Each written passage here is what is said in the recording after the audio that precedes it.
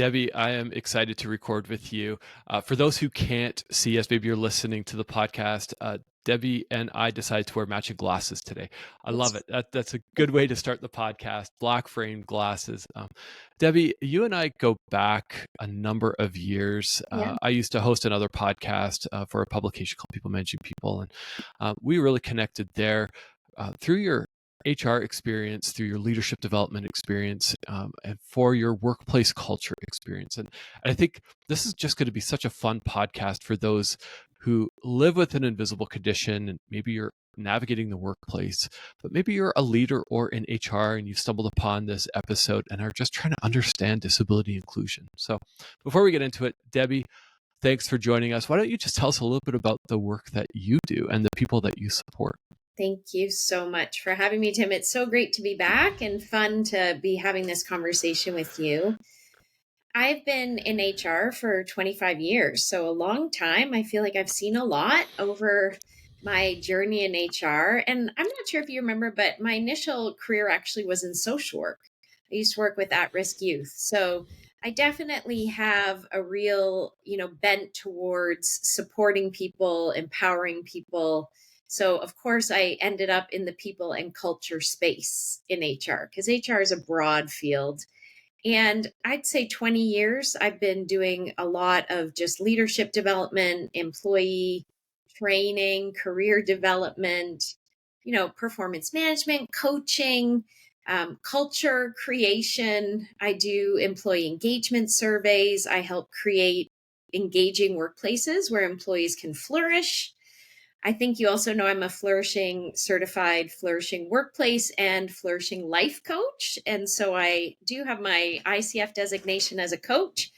And so as part of my practice, I work one-on-one with people, helping them to be resilient and just live their best life and try to flourish in the midst of all the change and challenges that we're all living through right now. So that's a little bit about me and my background. Well, I think you're a perfect guest for this episode because you do bridge that space of you support individuals as well as you support workplaces, and this is maybe a bit of a different episode than someone coming on and telling their story of an invisible condition, because I wanted to provide a number of podcasts, a number of episodes that support people with an invisible condition, and in this case, how to really navigate this world of work with an invisible condition. Specifically, how to communicate with your manager. If you need to disclose something in the workplace, what do you do? Yeah. But before we get into it, there's really thinking about disability inclusion. And I think we need to lay that foundation first. What does disability inclusion mean to you? Yeah, okay, there's a lot to it. And so, of course, the last number of years has really shone a spotlight on, HR prioritizing this idea of DEI, right? Diversity, equity, and inclusion. And so, what does that really mean? It means we are diverse as a species, as human beings, and there's all kinds of differences. Right? We've got different genders, different ages, different orientations. We've got, like you said, we've got illnesses, we've got physical disabilities, we have mental health disabilities, different religions, different cultures. And really, especially I think in Canada, we've got this human rights code that protects anyone with a designated disability, as well as wanting to create a diverse multicultural society. So the first place is to really take a look at your life, your workplace, your team. Does it reflect the diversity of our society? Right? So that's the first thing. And how do we then make sure we don't just have teams and workplaces that reflect diversity? Do we treat everyone equally? And of course, from some of the work that I've done and other people have done in this space, it's we all have biases. Some are conscious, some are unconscious. And there are workplaces, for example, that have diversity, but they don't have equity. Does everyone have access to the same things? There's still, I speak on things like there's still disparity in terms of salaries with genders, right? You've got two people in a management position and a male employee is making more money than a female. So we have a lot of work still to do when it comes to the equity space. And then let's move forward now to what does this word inclusion mean? And it's everyone belongs equally. Everyone feels welcome. And it's, have you been able to create a workplace that is open to differences? So, I mean, we could say like neurodiversity as a topic. I do teaching on how to help workplaces create more neurodiverse workplace cultures. Are you recruiting people with neurodiversity? How are you orienting people who are neurodiverse? How are you performance managing them? Do they feel welcome? Do they feel like they belong? And so, yeah, this inclusion piece is really near and dear to my heart because it's everyone belongs, full stop, right? Not Yeah. just neurotypical people, not just certain genders, not just certain cultures. And if you've ever not felt like you've belonged, right, to a group, you know the impact that that can have on a person's mental health, on their well-being. And so I believe everyone has strengths, and I really work hard to help leaders, managers, HR folks create workplaces that really highlight and utilize a strength-based approach, right? Uh, And there's a lot of work, Tim, that we need to do because we've got some very unflexible and rigid people and workplace structures. But anyways, that's a little bit of my perspective on what we're trying to do when we talk about inclusion. yeah, disability inclusion. There's so much work that needs to be done, Mhm, and on the flip side, there's so much data that supports mhm, if an organization includes disability in their DEI or in their inclusion strategy. mhm, There's reports from Accenture and Boston Consulting Company and KPMG that say mhm. if you support people with disabilities, you will outperform the market. Oh, That's it. 100%. You'll outperform the market. Your employee retention will go up. Your employee morale will go up.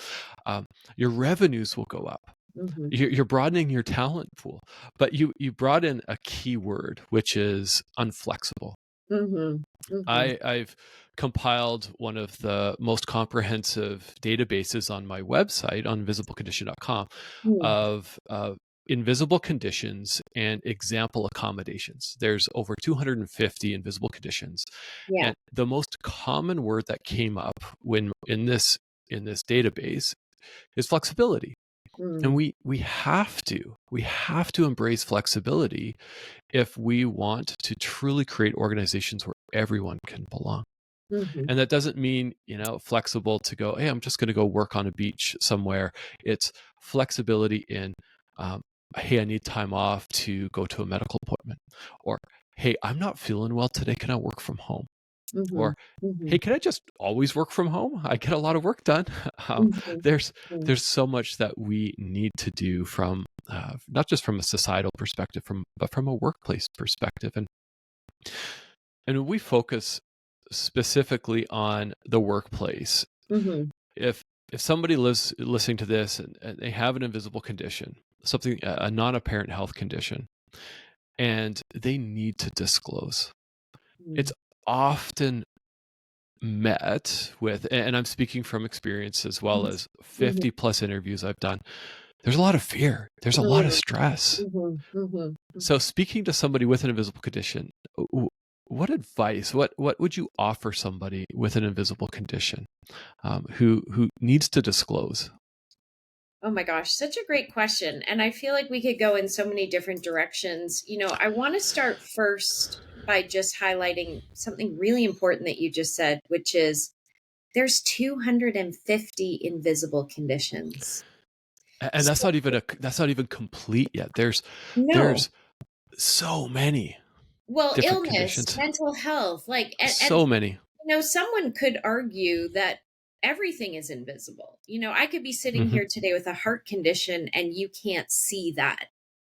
And Hmm. I think we have to go back to some of these basics. If I think of HR and just this evolution of, mental health in the workplace, I've been working in that space for 15 years, as you know, through TELUS Health, also doing a bit of teaching with the Canadian Mental Health Association.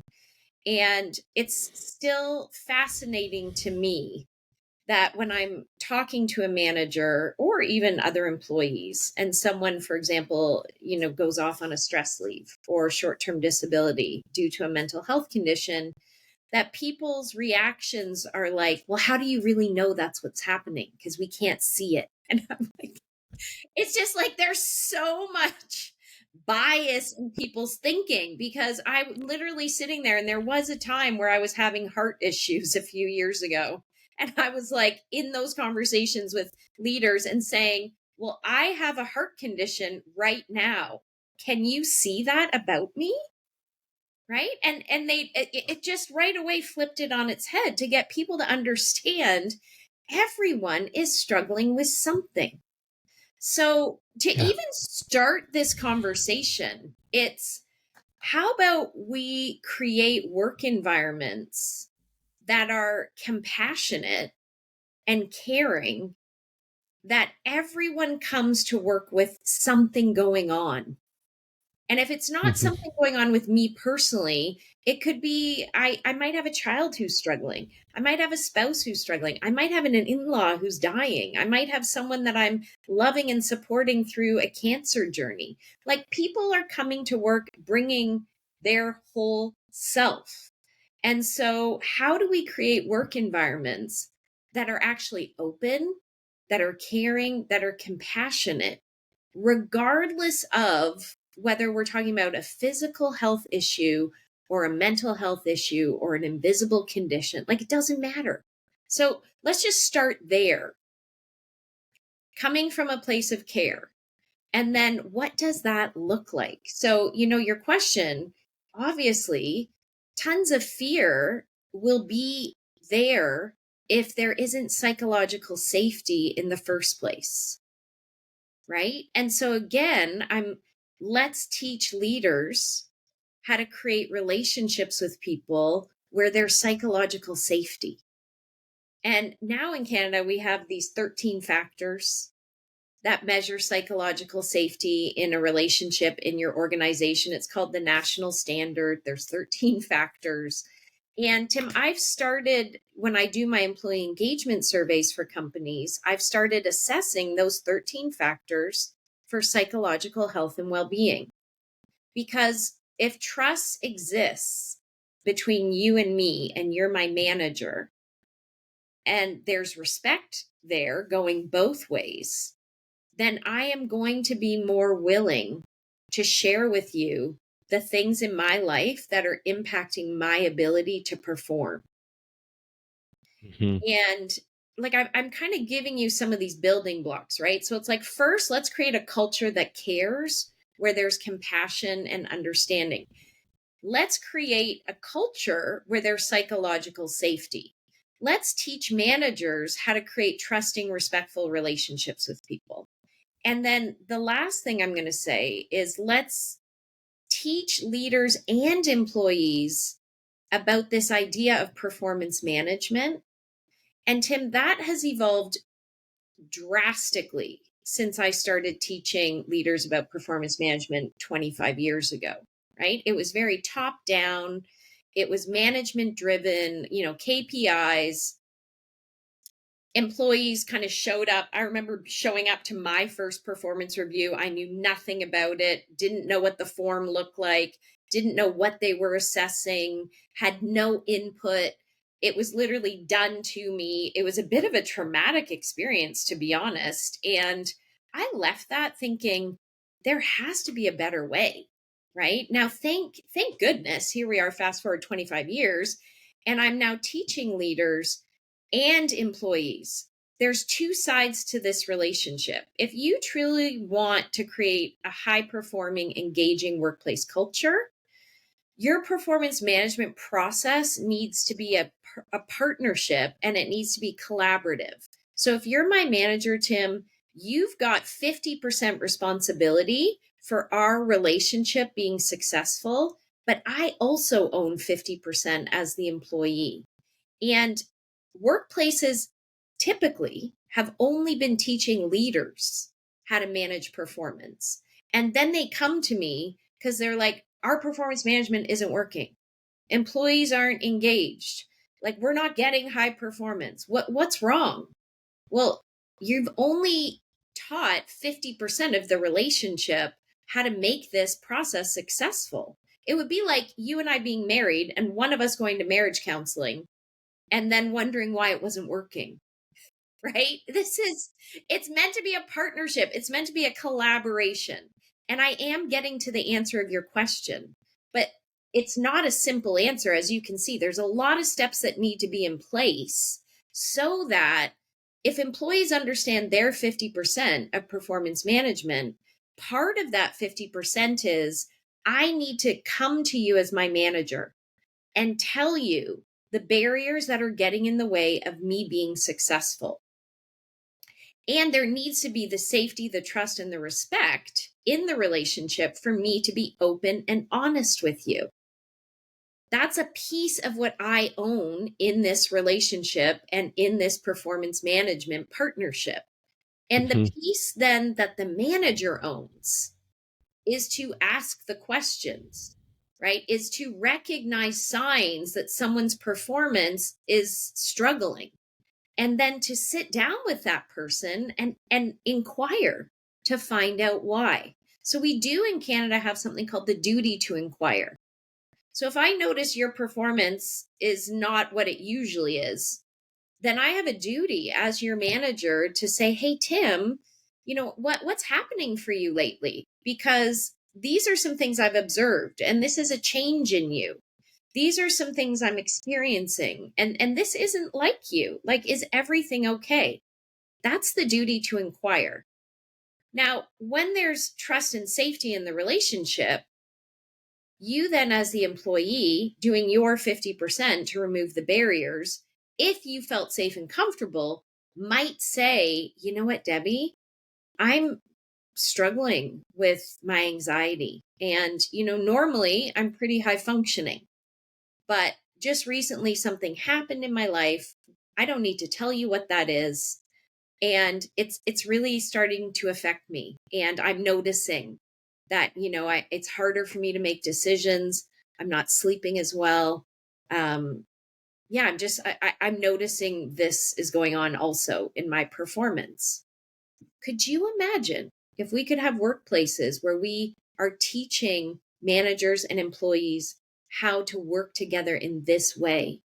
And then, Tim, as the caring, supportive manager, not the counselor or the therapist, your job at that point is to then say, okay, so what are the challenges you're having from a performance perspective? How can I help you overcome those challenges? Like, here's where you're performing. Here's where I need you to be. This is the gap that exists. What strategies can we put in place to remove those barriers? And they could be as simple as just helping you prioritize your workload, or it could get into this area of accommodations, right? And again, in Canadian workplaces, managers have a duty to accommodate. So I just want to lay that foundation for you as we now start to unpack a lot of what I just said. So, yes, there's a ton of fear because most workplaces don't do any of the things that I just mentioned to you. And we can do better. Yeah. You're absolutely right. There's so many workplaces. There are workplaces that are progressive and are taking Yeah, they're action on getting this. there. And but I keep coming across workplaces that keep saying, "Well, I don't have the budget." Well, you don't need a budget to be a place of work of good people that actually care. Yeah, sure, maybe you need to bring in an external facilitator, do some training and all that good stuff. But Lots of but to training. be a good employer, you Mhm. don't need a budget for that. You just show up as a good human. It's not that hard. Well, I mean, I love that you just said that, Tim. And sadly, it kind of is that hard because here's the thing. Every time I do engagement surveys, depending on whatever the issues are that companies are experiencing, we can honestly, if we take a hard look at ourselves, direct most of that back to whoever's in leadership, right? So, caring, compassionate companies start with caring, compassionate leaders. And sadly, I mean, I also speak to a lot of CEO groups across the country through various CEO organizations. And I specifically go in there and speak to them around topics of mental health, right? And around how do we create an engaging workplace culture when currently, right now, 2 out of 5 Canadians are struggling with their mental health, right? This is a hard topic right now for companies. And I still just had this happen to me 2 weeks ago in a room of CEOs, had a number of people dismiss me right at the beginning of my presentation. I was there for 3 hours. And their attitudes very clearly is, I'm here to make money. I'm running a business. This isn't my problem. Wow. Yeah, So, it's a as much as we think, oh, this is simple, I'm like, no. And I can absolutely tell you that that person's organization in the next 5 years will have massive issues with turnover, with attracting and retaining good people, because one of the most important things that employees are looking for today is workplaces that care, workplaces that are flexible, workplaces that are supportive, and workplaces that they are able to integrate their work and personal lives in a healthy way. yeah, and Right. if we So think there's a about just workplaces, and even on that topic of performance, I'm speaking to leaders, HR people, but even individuals right now. It's, if we start measuring things that matter, instead of measuring time at your computer and putting in performance KPIs around that, what if we put in KPIs around specific goals and measure specific goals? And so for me, in any team that I've led throughout my career, I don't here's your goals. We know that my leaders, my management has agreed to these goals. So if it takes you 6 hours a day to get this stuff done, I don't Mhm, care, because mhm, we're going to get this done. Now, if you're only putting in 6 hours of work, sure, you're good, check your performance. But here's an opportunity for you to then get hungry and want to learn more. And so, bringing it back to specifically invisible conditions in the workplace, I mhm, love how you've summarized it. Yeah, it's high level and it's complicated, but it doesn't have to be that complicated, because if you're listening to this, Debbie's just outlined a high level roadmap for you. I have an invisible condition, and I've often feared disclosing. mhm, And I know there's a duty to accommodate, there's reasonable accommodations, there's human rights protections for me and for people like me, specifically here in Canada, but also in the US. US is a little bit more complicated, uh, mhm, but there is fear. I live with Crohn's disease. You mhm, look at me, I quote unquote look normal. Don't like that word. I wrote a blog about it. You can go read it. But I, I, I'm my version of normal. I'm missing most of my large intestine. So my body functions very differently mhm, than somebody who has all of their intestines. mhm, mhm, I have feared sharing that.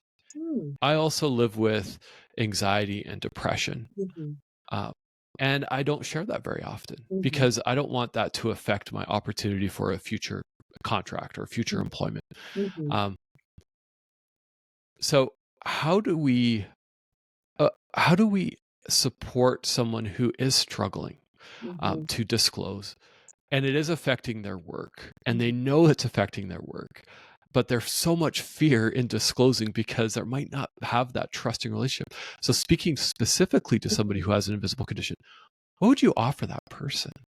Yeah, what a great question. And I mean, first of all, I'll just, share as well that I have lived experience with mental health, both anxiety, depression, as well as PTSD. And so I can completely relate to the fear that you're talking about. And I think a lot of this has to do with our own personal journeys of self acceptance, right? And I also, I do a lot of coaching with people around things like self acceptance and self compassion.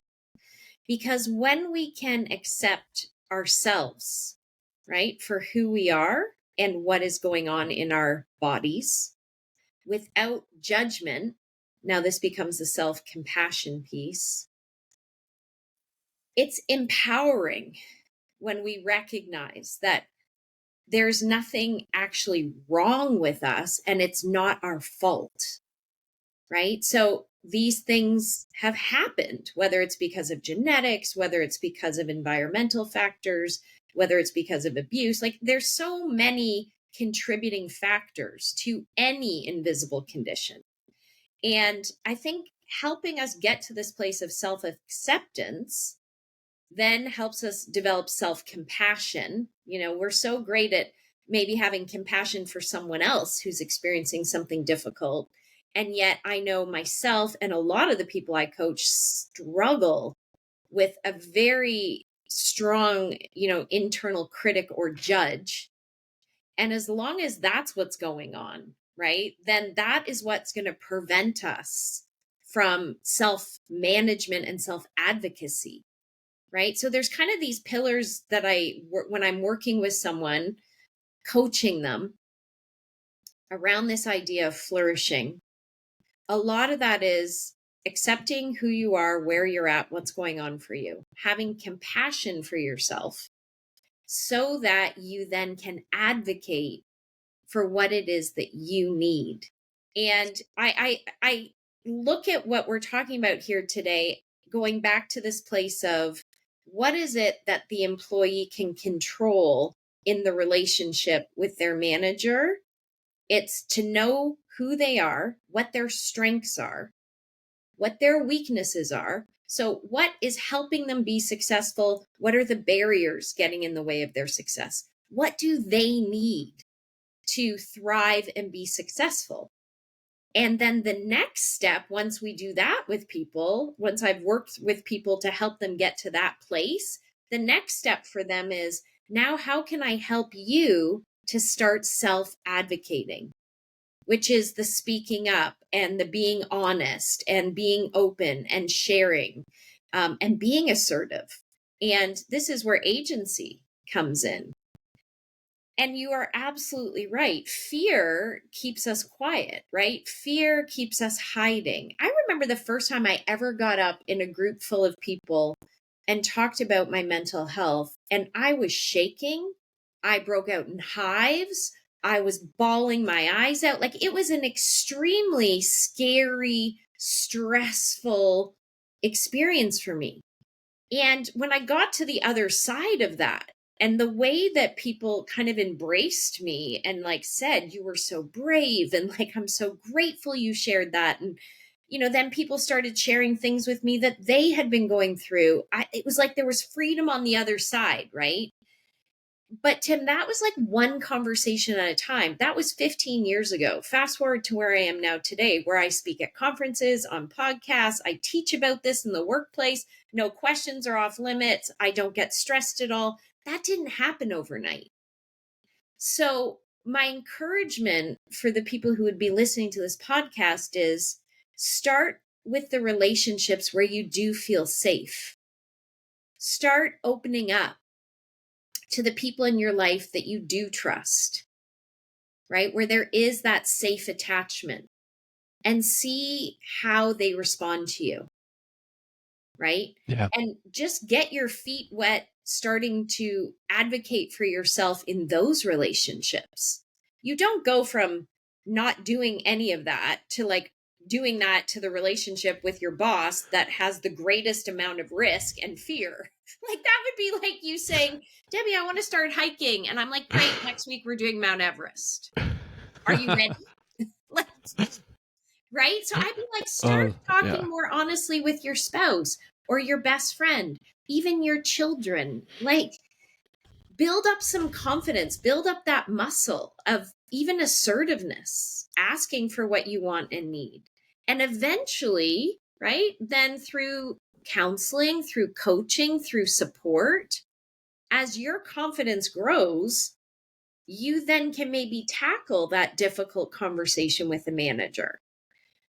And I would also say, right, then these practices that I teach in my workshops around having difficult conversations are also really helpful. So plan the conversation, prepare what you're going to say. Just don't go in and wing it, right? Be very specific about what challenges you're having, the impacts they're having on you. And don't just come in with the problem. You know this. Every manager wants you also to give solutions. I think the hardest part I hear from managers, even around accommodations, is like, my employee came in the other day and just dropped this bomb on me or dropped this on my lap and then left. And now I'm sitting holding it and I have no idea how to fix it or what to do about it. So even, as like you're doing your preparation and research, look into what some reasonable workplace accommodations could be. And Mhm. go into your manager saying, here's some suggestions of what I think could help. Would you be open? Would you be willing for us to try this and just see, right? Because every manager is going to be afraid. If I say yes to this, other people are going to ask for it. What kind of impact's that going to have on your performance? So I also think employees have to think of the other person in the conversation. What might their questions be? What might their concerns be? What challenges might that pose for them? So I can absolutely, in a coaching conversation, support a listener to help navigate how to have that conversation. And I even do role playing with people. It's like, now that you have your plan, you've thought it through, like, let's do a half-hour coaching call and I'll pretend to be your manager. And you come in and let's practice and I'll throw out the question. Like, let's help you build that muscle. Let's help you build that confidence. It absolutely is a muscle. And, you know, maybe somebody's listening to this and is scared, is full of fear, and not Mm. fear of maybe that other person's reaction, but just fear of like stepping out and Mm.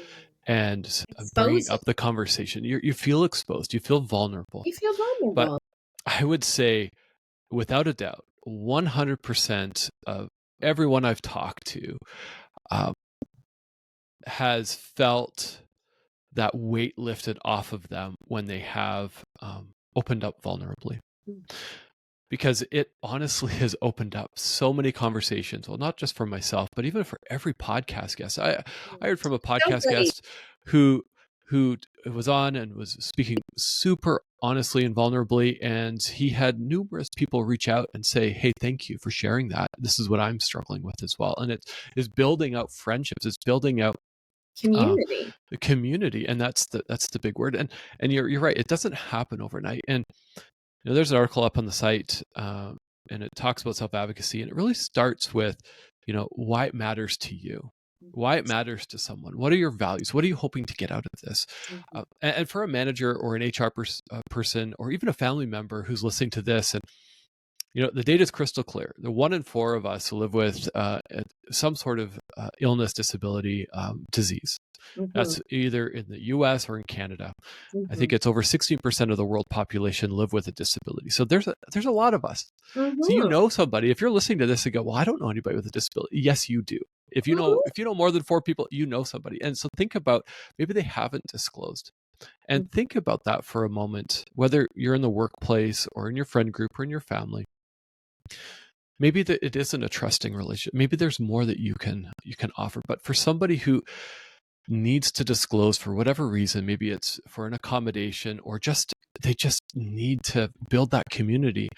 Think about all that brain power, that Mhm. effort it takes to not disclose, Oh gosh, and to massive. It's hide, right? exhausting. To hide who you truly are is exhausting, as you said. So just think about that for a moment. Just, if you're listening to this, just pause there for a moment. Just think about that massive impact on our friends, our family, our colleagues. And I love that you talked about just honing in on that communication skill. And I adapted a model, Mm. a feedback model called situation behavior impact, the SBI Oh, feedback I model. love, I love it. yeah, Simple. And so win. I've kind of Yeah. adapted it over the last year into situation, feelings, impact, and the need. So what is the situation? How is it impact? How are you feeling? What is the impact, and what do you need?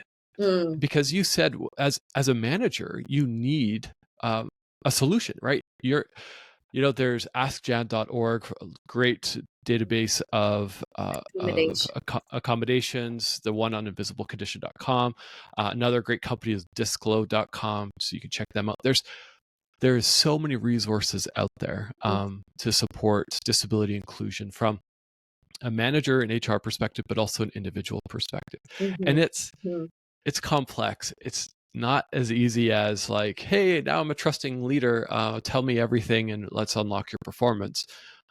It takes, you need to demonstrate it. And the person who needs to disclose or wants to disclose, or if something is affecting your performance, it takes courage and vulnerability. But and like one conversation at a time, right? We build trust with people one conversation at a time, and we damage trust with people one conversation at a time. So I would say if someone is brave enough to be open with you about something that they are struggling with, then the best thing that you, I, or anyone listening on this can do is just be thankful and thank them, right, for being brave enough to share with you what they shared. And ask, how can you help? How can you support? And again, I think lots of leaders are afraid to even have that conversation with people because then they don't know what to do with the information they receive. And part of the teaching I do in workplaces, again, around disability management and mental health, is to help leaders understand their role, right? They're not there to become the person's counselor or therapist. They're there to create a work environment that supports people's strengths and helps minimize weaknesses and barriers.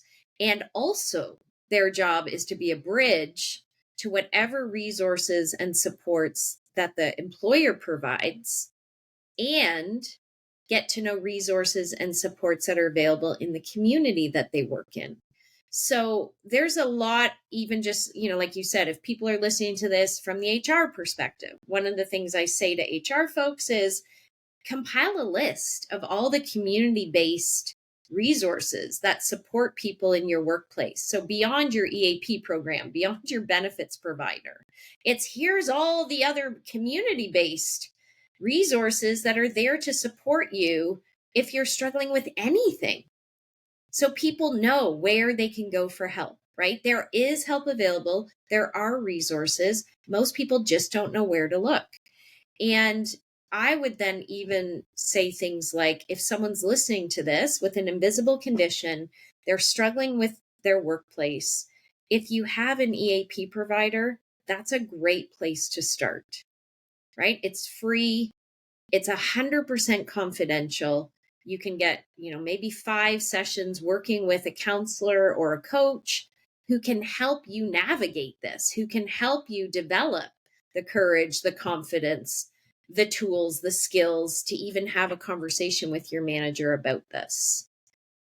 But I would absolutely agree with you on the hiding something because you feel shame or you feel judgment drains so much of our energy. It's exhausting.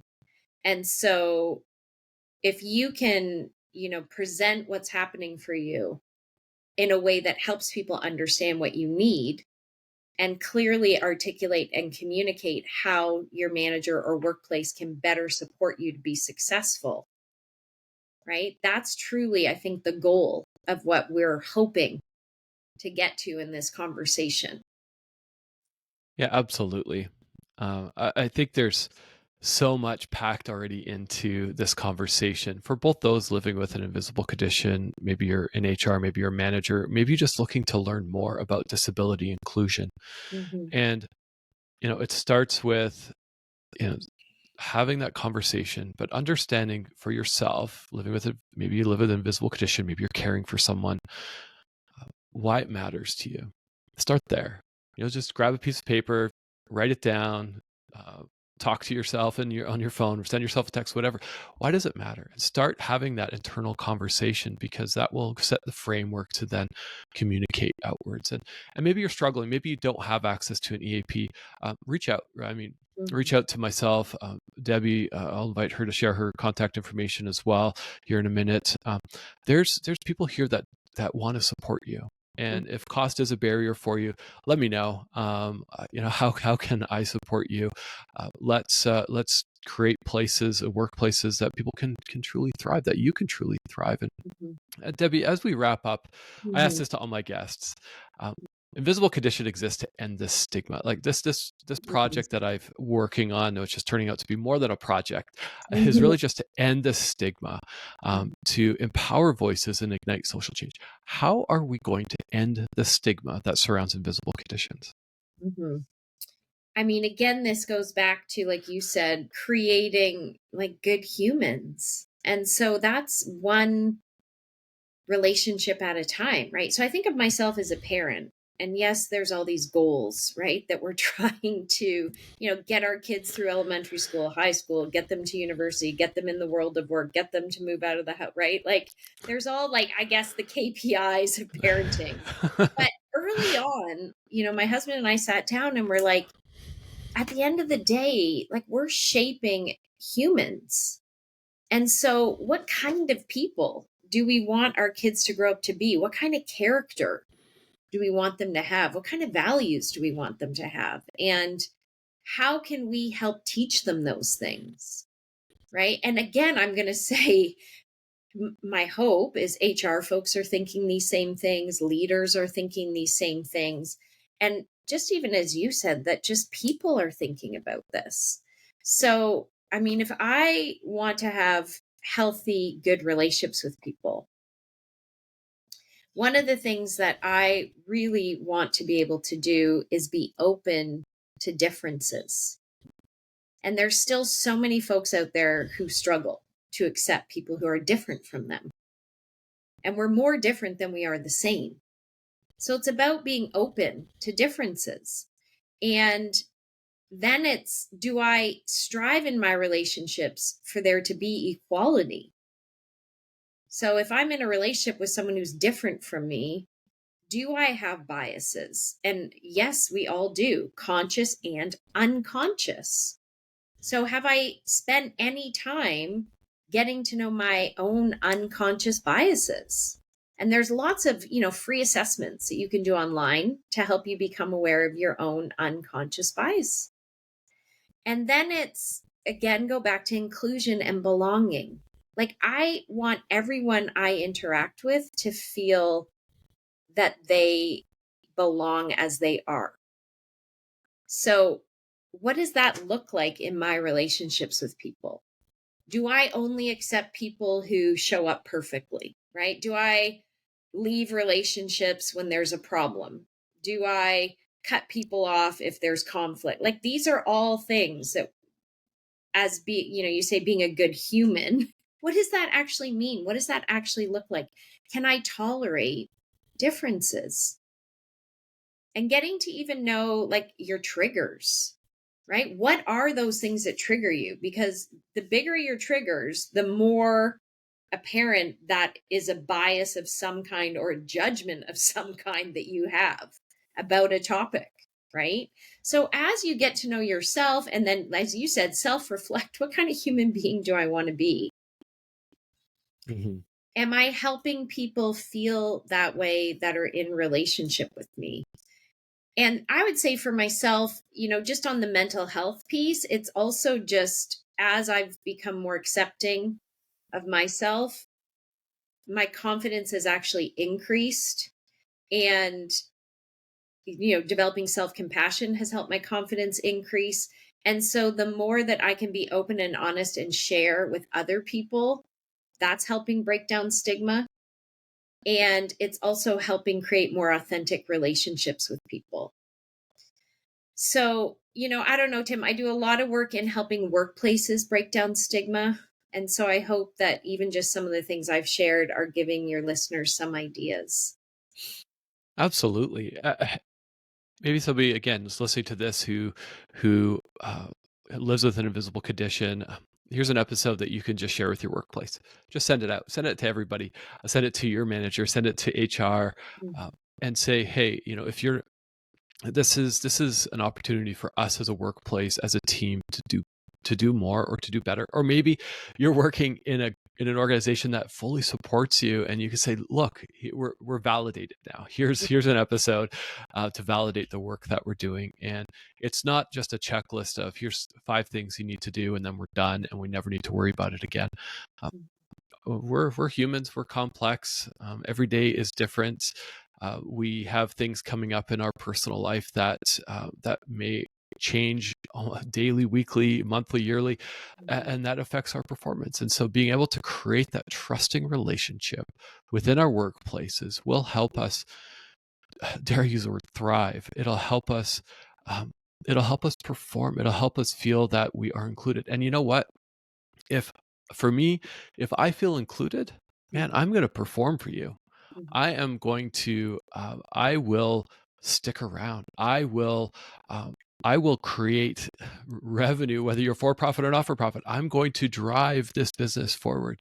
So it's good for business. It's good for everyone. And so, Debbie, as we wrap up, I just want to give our listeners an opportunity to, if they want to learn more about you and the work that you're doing, where can people find you?